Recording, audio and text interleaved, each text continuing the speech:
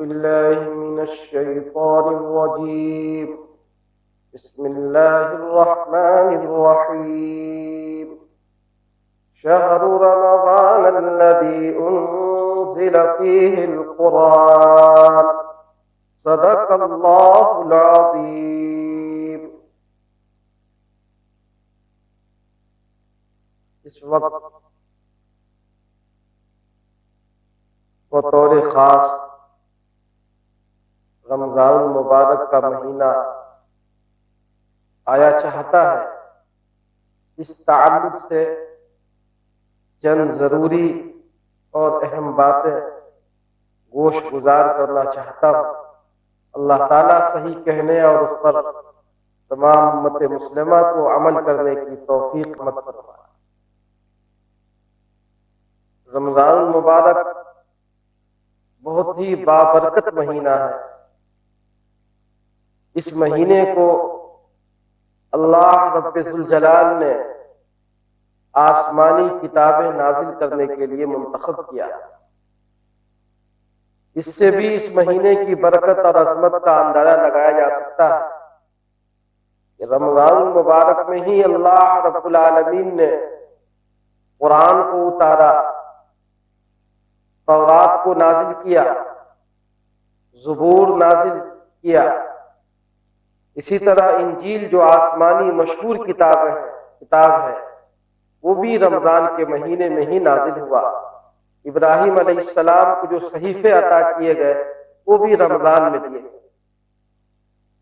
پتہ یہ چلا کہ اللہ رب ذوالجلال نے رمضان کے مہینے کو آسمانی کتاب نازل کرنے کے لیے منتخب کیا۔ قرآن میں اللہ نے فرمایا شہر رمضان الذی انزل فیہ القرآن، رمضان وہ بابرکت مہینہ ہے جس میں اللہ نے قرآن کو اتارا۔ اسی طرح اس مہینے کی فضیلت کے بارے میں آقا نامدار سرور دو عالم حضرت محمد رسول اللہ صلی اللہ علیہ وسلم نے بہت سی فضیلتیں بیان کی۔ آپ نے فرمایا کہ بابرکت مہینہ ہے، اس مہینے کے روزے تم پر فرض کیے گئے، جو شخص اس مہینے میں نفلی عبادت کرے گا اسے فرضوں کے برابر ثواب ملے گا، اور جو ایک فرض ادا کرے گا اسے 70 فرضوں کے برابر اللہ تعالیٰ ثواب عطا فرمائے گا۔ اور بھی آپ علیہ السلام نے فضیلتیں بیان فرمائی ہیں۔ آپ نے فرمایا جو شخص اس مہینے میں غلام سے، نوکر سے، ملازم سے ہلکا پھلکا کام لے گا اور ان کے بوجھ کو ہلکا کرے گا، اللہ تعالیٰ کل قیامت کے دن جہنم سے آزادی کا پروانہ عطا فرمائے۔ اس لیے ہر بڑے شخص کو اور افسروں کو اور حاکموں کو چاہیے کہ روزے دار کے ساتھ بہتر سلوک کریں اور نرمی کا برتاؤ کریں۔ آپ علیہ السلام نے فرمایا اس مہینے کی فضیلت بیان کرتے ہوئے کہ جو شخص کسی روزے دار کا روزہ افطار کرائے تو اللہ تعالیٰ کل قیامت کے دن انہیں سیرابی عطا فرمائے۔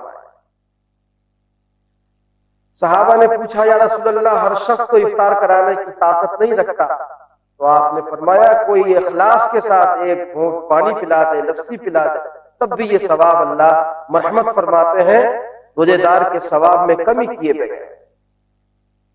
بہرکیف یہ تو روزے کی اہمیت ہے۔ اسی طرح ایک دوسرا عمل ہے تراویح۔ تراویح کو ثواب کی چیز بتایا گیا، رات کا قیام۔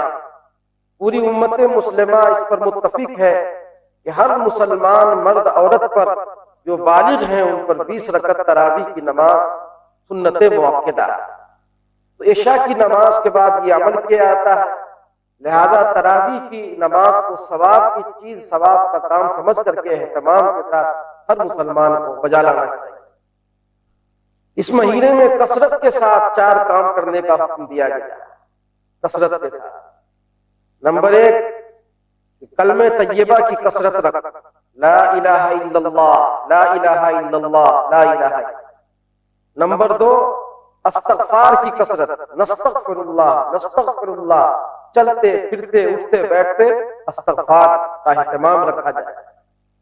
اور نمبر 3 جہنم سے پناہ مانگنے کا مہینہ، اے اللہ جہنم سے ہمیں پناہ عطا فرما، دوزخ کی آگ سے ہمیں محفوظ فرما، اور نمبر 4 جنت کا سوال کرنا، اے اللہ ہمیں اپنے فضل سے جنت عطا فرما، اپنی مہربانی سے جنت میں داخلہ نصیب فرما۔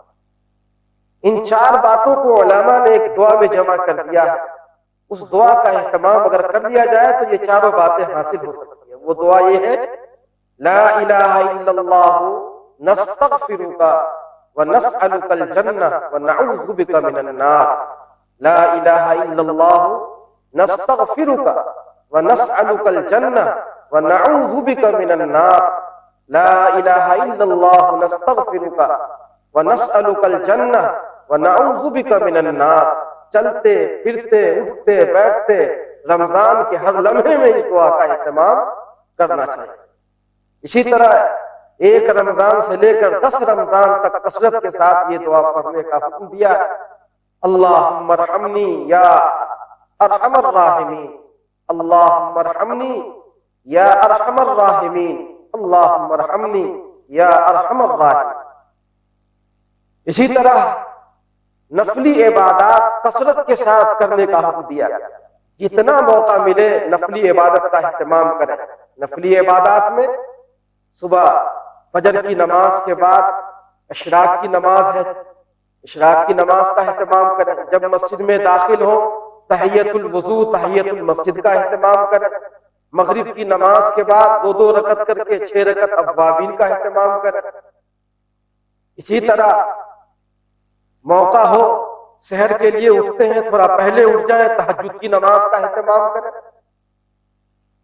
اور جتنا ممکن ہو سکے قرآن کی تلاوت کا اہتمام کریں۔ یہ اس مہینے کی خاص روح ہے، یہ نفلی عبادت، فرضوں کے ساتھ نفلوں کا بھی اہتمام کریں۔ ان تمام عبادات کے ساتھ روزہ کو سب لوگ جانتے ہیں کہ روزہ مسلمان پر فرض ہے۔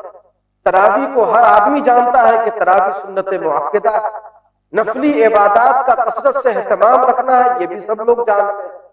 ان تمام عبادات میں سب سے اہم بات جو روزے کا ہے، اور روزے میں جو ہمیں حکم دیا گیا ہے، تعلیم دی گئی ہے کہ روزہ ہم سے کیا مطالبہ کرتا ہے اور روزے کا مقصد کیا ہے۔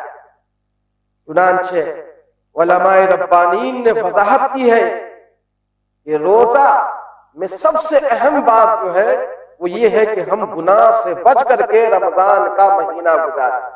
روزے کو ہر گناہ سے بچ کر کے پاک صاف ہو کر کے روزے کا اہتمام کریں۔ اب دیکھیے ایک شخص روزہ کہتے کسے ہیں؟ روزہ کہتے ہیں کھانے سے رکنا، صبح صادق کے بعد سے لے کر آفتاب غروب ہونے تک کھانے سے رکنا، پینے سے رکنا، اور بیوی کے ساتھ ملنے سے اور ان سے تعلق قائم کرنے سے اجتناب کرنا، اس کا نام روزہ۔ لیکن یاد رکھنا چاہیے یہ چیزیں سب حلال ہیں، اسلام کھانا بھی حلال ہے، پینا بھی حلال ہے، اور بیوی سے ملنا جائز طریقے سے یہ بھی حلال ہے۔ لیکن رمضان اور روزے کی حالت میں ان چیزوں سے ہم رک رہے ہیں، اسی کا نام روزہ ہے۔ لیکن افسوس یہ ہے کہ جو چیز پہلے سے حرام ہے اسلام میں، اس سے ہمیں رکنے کی توفیق نہیں ہوتی، اور وہ کیا ہے؟ جھوٹ بولنا، غیبت کرنا، الزام لگانا، بدنگاہی کرنا۔ یہ وہ چیزیں ہیں جو ہمیشہ ہمیشہ کے لیے حرام، چاہے رمضان ہو یا غیر رمضان۔ اب روزے کی حالت میں ہم جھوٹ بھی بول رہے ہیں، غیبت بھی کر رہے ہیں، الزام بھی لگا رہے ہیں، کان غلط چیزوں کو سن رہا ہے، تو اس سے روزے کی روح جاتی رہتی ہے، روزے کا ثواب جاتا رہتا ہے، روزے کا ثواب ملیا میٹ ہو جاتا ہے۔ اس لیے ہر مسلمان سے ہماری اپیل ہے کہ رمضان میں پوری طاقت لگا دیں کہ ہم گناہ کے قریب نہ جائیں۔ یہی وہ عمل ہے جس کی وجہ سے انسان متقی اور پرہیزگار بن جاتا ہے۔ اللہ پاک نے بیان بھی فرمایا ہے قرآن میں، یا ایھا الذین آمنوا کتب علیکم الصیام کما کتب علی الذین من قبلکم لعلکم تتقون۔ اے ایمان والو، تم پر روزہ رمضان کا فرض کیا گیا جیسا کہ تم سے پہلی امت پر روزہ فرض کیا گیا، اس لیے لعلکم تتقون، تاکہ تمہارے اندر تقوی پیدا ہو، پرہیزگاری پیدا ہو۔ اگر تم نے گناہ سے بچ کر کے اللہ کے ہر حکم کے مطابق رمضان کے روزے کو رکھا، تراویح کا اہتمام کیا، نفلوں کا اہتمام کیا، تو یاد رکھو کہ اللہ تمہارے گناہ کو معاف کر دے گا۔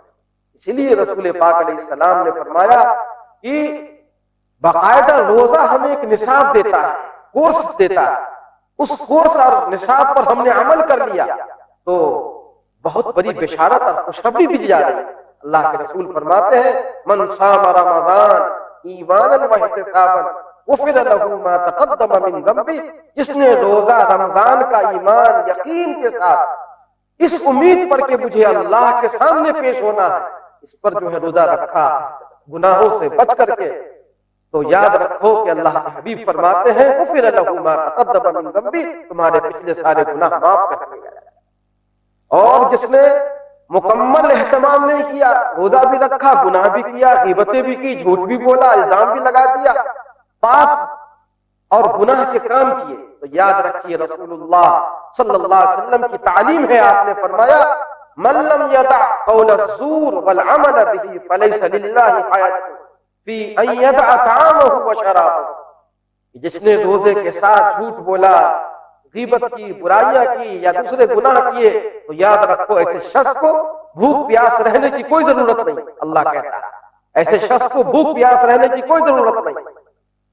اور آگے فرمایا آپ علیہ السلام نے کہ جس نے رمضان کے روزے بغیر کسی عذر کے، کوئی تکلیف نہیں، کوئی بیماری نہیں، جان بوجھ کر کے ایک روزہ چھوڑ دیا تو ساری زندگی وہ روزہ رکھتا رہے گا، لیکن رمضان کے روزے کا بدل نہیں ہو سکتا۔